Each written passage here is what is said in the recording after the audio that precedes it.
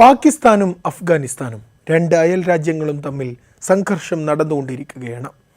കഴിഞ്ഞ ദിവസം ഇരു രാജ്യങ്ങളും 48 മണിക്കൂർ നേരത്തേക്ക് സമാധാനം പ്രഖ്യാപിച്ചിട്ടുണ്ട്. പക്ഷേ ഒരു വൻ വിസ്ഫോടനത്തിന് മുമ്പുള്ള നിശബ്ദത പോലെയാകുമോ ഈ താൽക്കാലിക സമാധാനം എന്നതാണ് ഇപ്പോഴത്തെ ചോദ്യം. നോക്കാം, എന്താണ് പാകിസ്ഥാൻ അഫ്ഗാനിസ്ഥാൻ അതിർത്തികളിൽ സംഭവിച്ചുകൊണ്ടിരിക്കുന്നത്. അഫ്ഗാൻ തലസ്ഥാനമായ കാബൂളിലും തെക്കുകിഴക്കൻ പ്രവിശ്യയായ പക്തികയിലും സ്ഫോടനങ്ങൾ റിപ്പോർട്ട് ചെയ്യപ്പെട്ട് 2 ദിവസത്തിന് ശേഷം അഫ്ഗാൻ കൗണ്ടർ അറ്റാക്കുകൾ നടത്തി. അതിർത്തിയിലെ ഏറ്റുമുട്ടലിൽ 58 പാകിസ്ഥാൻ സൈനികർ കൊല്ലപ്പെട്ടതായി അഫ്ഗാൻ ഉദ്യോഗസ്ഥർ പറയുന്നു. 200 താലിബാൻ സൈന്യം കൊല്ലപ്പെട്ടതായി പാകിസ്ഥാനും പറയുന്നു. ഈ സംഘർഷങ്ങളുടെയെല്ലാം ചരിത്രപരമായ പശ്ചാത്തലം പരിശോധിച്ചു നോക്കാം.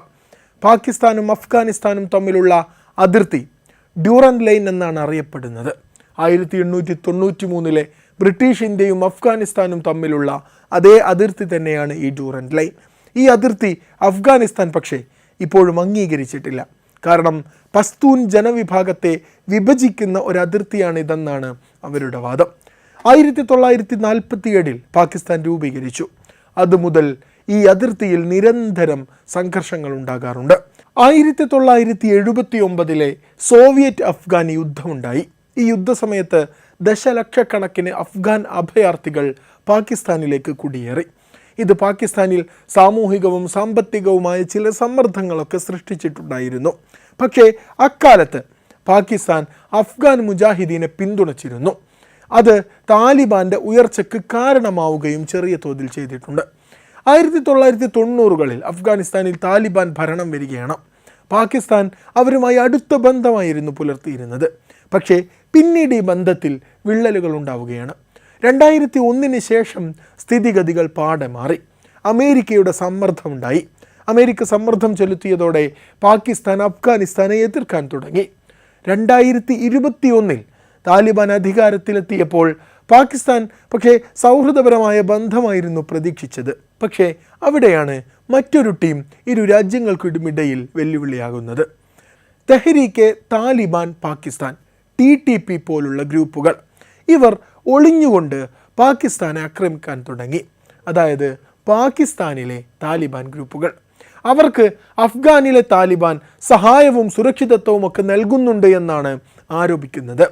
ഈ 2024 കഴിഞ്ഞ വർഷം മാത്രം TTP ആക്രമണങ്ങളിൽ 500-ലധികം പാകിസ്ഥാൻ സൈനികർ കൊല്ലപ്പെട്ടിട്ടുണ്ട്. ഇത് പാകിസ്ഥാൻ്റെ അസ്ഥിരത വർദ്ധിപ്പിക്കുന്നുണ്ട് എന്നർത്ഥം. ഈ വർഷം തുടക്കത്തിൽ തന്നെ TTP ആക്രമണങ്ങൾ പിന്നെയും വർദ്ധിപ്പിച്ചിരുന്നു. അഫ്ഗാനിസ്ഥാനിലെ താലിബാൻ TTPയെ പിന്തുണക്കുന്നുണ്ട് എന്ന് പാകിസ്ഥാൻ്റെ ആരോപണമാണ്. അഫ്ഗാനിസ്ഥാൻ താലിബാൻ ഇത് നിഷേധിക്കുകയും ചെയ്യുന്നുണ്ട്. ഏതായാലും കഴിഞ്ഞ ഒക്ടോബർ 9 പാകിസ്ഥാൻ അഫ്ഗാനിസ്ഥാനിലെ കാബൂൾ, ഖോസ്റ്റ്, ജലാലാബാദ്, പക്തിക ഇവിടങ്ങളിലെല്ലാം വിമാനാക്രമണങ്ങൾ നടത്തുകയാണ്. TTPയുടെ അഫ്ഗാനിലെ കേന്ദ്രങ്ങളെ ലക്ഷ്യമിട്ടുകൊണ്ടായിരുന്നു അവർ ആക്രമണങ്ങൾ നടത്തിയത്. പക്ഷേ ഈ ആക്രമണങ്ങളിൽ സിവിലിയൻസ് മരണങ്ങൾ സംഭവിച്ചു. സാധാരണക്കാർ കൊല്ലപ്പെട്ടു. അഫ്ഗാനിലെ താലിബാൻ ഇതിന് പ്രതികാരം ചെയ്യാൻ തീരുമാനിക്കുകയാണ്.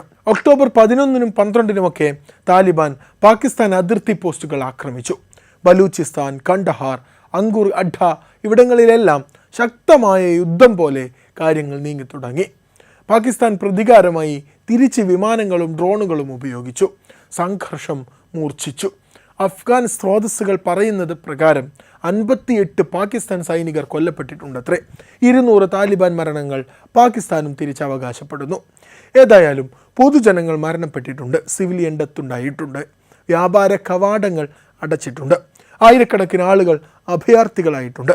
അങ്ങനെ കഴിഞ്ഞ ദിവസം ഇരു വിഭാഗവും ചേർന്ന് 48 മണിക്കൂർ സീസ് ഫയർ പ്രഖ്യാപിച്ചിരിക്കുന്നു. പക്ഷേ എപ്പോൾ വേണമെങ്കിലും ട്രൂസ് പൊട്ടാനുള്ള സാധ്യതയുണ്ട്.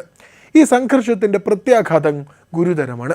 സ്ത്രീകളും കുട്ടികളും ഉൾപ്പെടെ സിവിലിയൻ ഡെത്ത് ഉണ്ടായിരിക്കുന്നു. സ്കൂളുകൾ തകർക്കപ്പെട്ടിരിക്കുന്നു. സാമ്പത്തികമായി നോക്കുകയാണെങ്കിൽ നമ്മുടെ ഡ്യൂറൻ ലൈനിലെ വ്യാപാരം നിർത്തിവെച്ചിട്ടുണ്ട്. പാകിസ്ഥാൻ്റെ വലിയ പല വികസന പദ്ധതികളും അപകടത്തിലാണ്. ഇതിനു പുറമെ അഭയാർത്ഥി പ്രതിസന്ധികളുണ്ട്. ഇന്ത്യ, ഇറാൻ, ചൈന എല്ലാവരും ഈ സംഘർഷത്തിലേക്ക് ഉറ്റുനോക്കുന്നുണ്ട്.